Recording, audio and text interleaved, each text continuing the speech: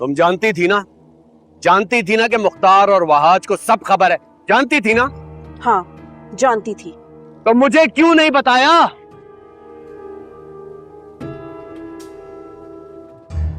क्या खेल खेल रही हो तुम मां बेटी दोनों मेरे साथ?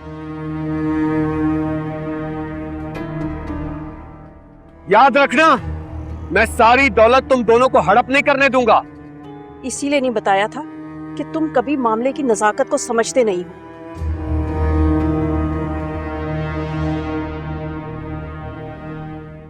तुम्हें सिर्फ और सिर्फ दौलत की फिक्र होती है या अपनी फिक्र होती है, मगर महमूद, मुझे सिर्फ और सिर्फ अपनी बेटी की फिक्र है, समझे? बेटी की फिक्र है, लेकिन बेटी को मां की फिक्र नहीं है।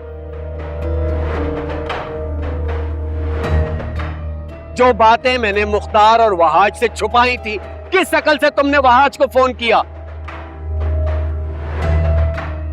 किस अकल से मुख्तार को ये बातें पता चली? क्या क्या कहना चाह रहे हो? मैं कुछ समझी नहीं। समझ की तो कमी है तुम्हारे अंदर। मेरी अभी थाने में बात हुई है। वरीशा ने खुद थाने वालों को कहा था कि वो वहाज को फोन करें। ऐसा मुमकिन नहीं है महमूद।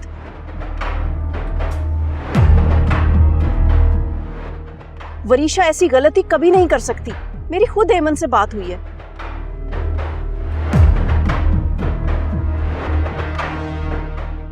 एमन भी नहीं जानती थी कि वहाज और मुख्तार वहां कैसे पहुंचे। तो फिर वहाज वहां कैसे पहुंचा? महक, कैसे पहुंचा वहां? यही तो मैं भी जानना चाहती थी।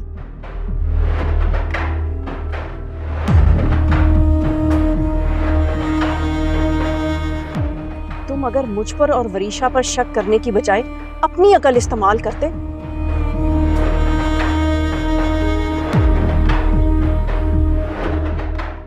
तो शायद आज वरीशा हमारे साथ होती।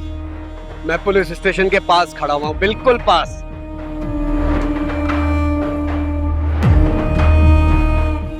अब वरीशा को बचाना बहुत मुश्किल है, क्योंकि मुख्तार अहमद उसकी सारी हकीकत जान चुका है। जानने दो उन्हें हकीकत।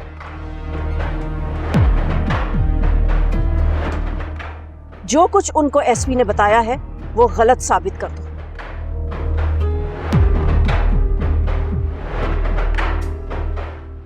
क्लब के लोगों को खरीद लो। जिस लड़के को वरीशा ने जख्मी किया है, होश में आते ही उसका बयान रिकॉर्ड करवाओ।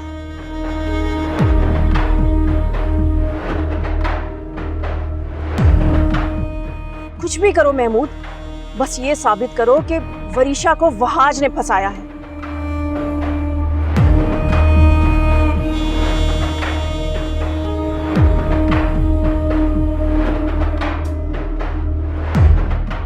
वो दोस्त के पास हॉस्पिटल गई थी और नशे की हालत में क्लब पहुंची है।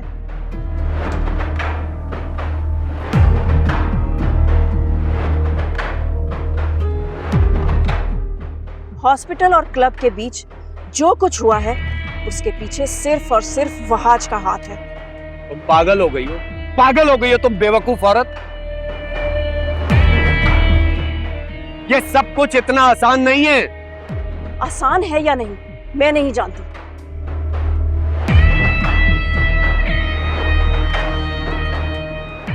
मगर एक बात कान खोलकर सुन लो। अगर इस बार तुमने वहाज को गलत साबित कर दिया तो वो हमेशा हमेशा के लिए हमारे रास्ते से हट जाएगा।